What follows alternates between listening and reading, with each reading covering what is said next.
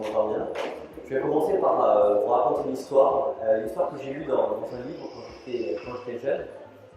C'est l'histoire d'une patiente en fait, qui était au départ une pianiste professionnelle et elle devait faire un concert. Et au dernier moment, le chef d'orchestre décide de changer l'œuvre qui va être jouée. Donc la pianiste s'isole, elle veut réviser le morceau de musique. Et quand elle ouvre la partition, elle lit très bien le texte, et par contre les notes elles ne veulent plus rien dire pour elle. Donc elle est un petit peu inquiète. Le concert malgré tout se passe très bien, elle joue tout de mémoire parfaitement bien, et puis les troubles disparaissent. Et puis quelques mois plus tard, les troubles réapparaissent, et ça de plus en plus souvent. Donc elle va voir un ophtalmo qui lui dit bah, on va vous changer vos lunettes. Elle va voir un deuxième, parce que ça n'arrange absolument rien. Et au final, j'abrège parce que ce processus dure plusieurs mois. Elle va voir un neuro-ophtalmologue qui lui dit « Je sais ce que vous avez ». La patiente avait en fait un Alzheimer visuel, c'est-à-dire ce n'est pas un problème au niveau des yeux, c'est un problème au niveau du cerveau qui voit. En écoutant la patiente, c'est-à-dire en prenant 10 minutes pour que la patiente explique ce qu'elle avait, le neuro-ophtalmologue avait fait un diagnostic et lui a dit « Je sais ce que vous avez », il lui a fait les examens. La patiente a été diagnostiquée et traitée. Donc c'est cette histoire qui m'a fortement impressionné quand j'étais plus jeune. Et il se trouve que j'ai été confronté après à ce type de patient. Donc je suis le docteur Luc Jean-Jean, je suis à la fois neuro-ophtalmologue au CHU de Nîmes et je suis également rééducateur basse vision à l'Institut Armand, qui est une clinique limoise également. Donc quand j'étais lycéen, mon rêve c'était d'être médecin. Donc j'ai passé le concours de médecine, j'ai pu avoir l'internat et puis j'ai bougé un petit peu, j'ai travaillé dans les hôpitaux de Nîmes, de Montpellier. Et puis au final, je voulais faire de la rétine, être chirurgien rétinologue, donc je suis monté à Paris voir ce qui se faisait de mieux en France et en Europe. Bon, c'était très bien, c'était vraiment très impressionnant. Et puis il y avait des sessions de formation complémentaires le soir. Et là, j'ai eu la révélation. J'ai vu le neuro-ophtalmologue qui nous a présenté des cas extrêmement complexes. C'est-à-dire, c'est des gens qui commencent à voir double. Et juste avec l'examen clinique, la neuro-ophtalmologue faisait des diagnostics d'anévrisme cérébral en train de disséquer. Pathologie vraiment potentiellement mortelle, avec un point d'appel visuel. Elle présentait également des cas de baisse de vision qui auraient des scléroses en plaques, et ça a été la révélation. Donc au lieu de faire de la rétine, j'ai fait de la neuro-ophtalmologie, j'ai passé ma thèse sur l'OCT, qui est une tomographie en cohérence optique dans la sclérose en plaques, c'est-à-dire on analyse le nerf optique et ça nous donne des informations sur toute l'histoire clinique de la patiente. Du patient. Donc c'est extrêmement intéressant. J'ai développé donc une consultation de neuro-ophtalmologie à l'hôpital où on m'envoie globalement quand on ne sait pas. C'est-à-dire qu'il y a des cas extrêmement complexes. Et c'est là, la neuro-ophtalmologie, c'est ça, c'est vraiment un œil ouvert sur l'esprit, un œil sur le cerveau. C'est Alan Sachs, qui est un neurologue américain, qui a écrit un livre qui s'appelle L'œil de l'esprit, qui est absolument extraordinaire sur ces relations entre la vision et le cerveau. Donc j'ai développé la neuro-ophtalmologie. Au début, c'était 5 patients tous les 15 jours parce que je pensais que c'était patient rare. Actuellement, on n'arrive pas à répondre à la demande parce que malgré tout, c'est une spécialité rare qui est recherchée. Il y a peu de médecins qui font ce travail. Donc c'est un travail extrêmement intéressant qu'on est en train de développer actuellement à Paris. Donc la neuro-ophtalmologie, c'est ça, c'est des maladies finalement générales qui vont toucher la plupart du temps le cerveau, qui vont impacter soit l'acuité visuelle, soit l'oculomotricité. Et en fait, en fonction de l'examen, vous pouvez avoir une idée précise de ce qu'a le patient. Donc en japonais, on appelle ça Shikegankai, qui veut dire c'est l'ophtalmologie du divin, donc tout un programme.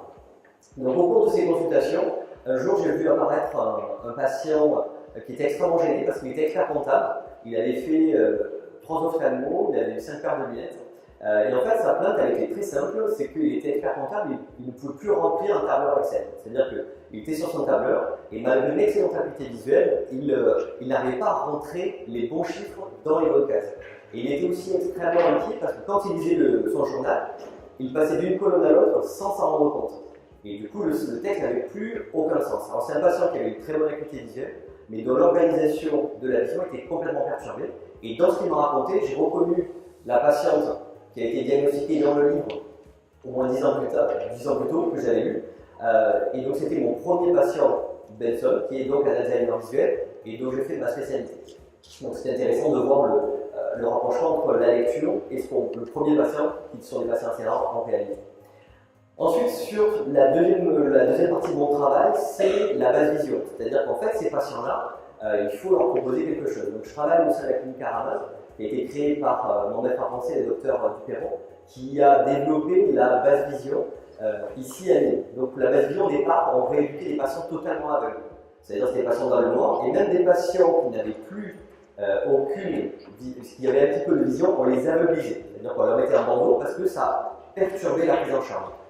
Donc on était arrivé par-dessus, et le docteur Duperron est passé du concept d'aveuglisation au concept de vision fonctionnelle. C'est-à-dire qu'au lieu d'aveugliser les patients, on va optimiser tout ce qui reste. Donc un patient par exemple qui va avoir une dégénérescence maculaire, on va aller vraiment exploiter sa vision et faire de la rééducation orthoptique pour qu'il puisse aller exploiter tous ceux qui n'utilisent pas. Donc l'avantage de la rééducation, c'est qu'un patient qui n'est pas rééduqué, qui est malvoyant, va rester chez lui parce que dès qu'il va sortir, il va être confronté à tout un tas d'échecs. Il va rester chez lui et du coup il ne va plus utiliser sa vision. Donc l'avantage de la rééducation, c'est de remettre le patient dans la cité, qu'il puisse retrouver son autonomie. Donc c'est quelque chose de très intéressant. Et puis on arrive sur d'autres pathologies, des pathologies neurologiques, des Alzheimer visuels dont je vous ai parlé. Et donc on a besoin de nouvelles techniques de rééducation actuelle.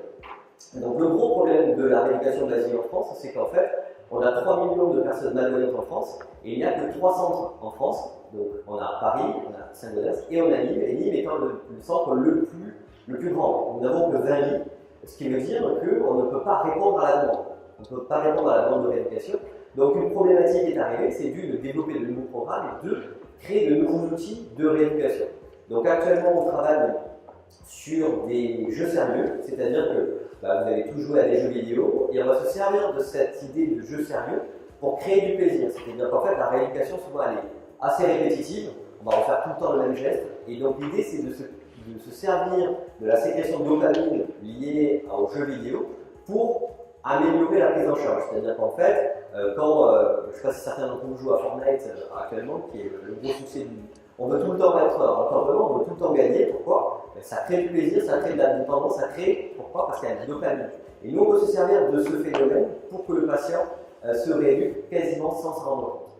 Donc ça, c'est la première thématique. La deuxième thématique qu'on développe, c'est la réalité virtuelle. Donc actuellement, ça prend beaucoup de place en France, la réalité virtuelle. Alors, on s'en sert pour plein de choses, et notamment en médecine. Donc on s'en sert pour réhabiliter les patients qui sont en stress post-traumatique, donc des soldats qui reviennent de zones de guerre, on les immerge pour essayer de limiter leur stress post-traumatique. On peut créer des phobies. Si vous avez peur des araignées, on va vous prendre des petites araignées très loin, puis on va les grossir, puis on va les projeter pour réduire les phobies. Ça marche pour la phobie de l'avion, pour le vertige. Donc la réalité virtuelle a ça d'extraordinaire, c'est que ça n'a limite que notre imagination. Et on a voulu savoir si cette réalité virtuelle pouvait avoir un intérêt chez le patient malvoyant. On a toujours entendu dire que si vous avez de l'épilepsie, si vous avez des troubles neurologiques, des troubles de malvoyance, la réalité virtuelle, ce n'est pas pour vous, c'est même contre-indiqué. En fait, on veut prouver l'inverse. Et on a créé en fait des parcours en réalité virtuelle pour le sujet malvoyant. Donc, alors, ce n'est pas des choses extraordinaires. Hein. On a recréé une cuisine thérapeutique et on a créé un parcours extérieur. C'est-à-dire que pour le patient, on puisse traverser une rue, puisse traverser une piste cyclable, éviter des piétons. En fait, c'est une sorte de simulateur, sauf que là, on ne va pas les entraîner à piloter des 777 comme des pilotes d'avion, mais on va les entraîner à retrouver leur autonomie. Donc là, on est arrivé sur une cuisine thérapeutique qui est tout à fait fonctionnelle. Je ne sais pas si on peut envoyer la vidéo. Donc c'est quelque chose qui a été développé pour le sujet malvoyant. Donc ça, c'était le prototype. Donc ça, à droite, c'est une personne qui porte le casque. Et là, ici, sur le côté gauche, vous voyez ici le premier prototype qui était un salon. Et en fait, il faut savoir que ici, dans le salon, tout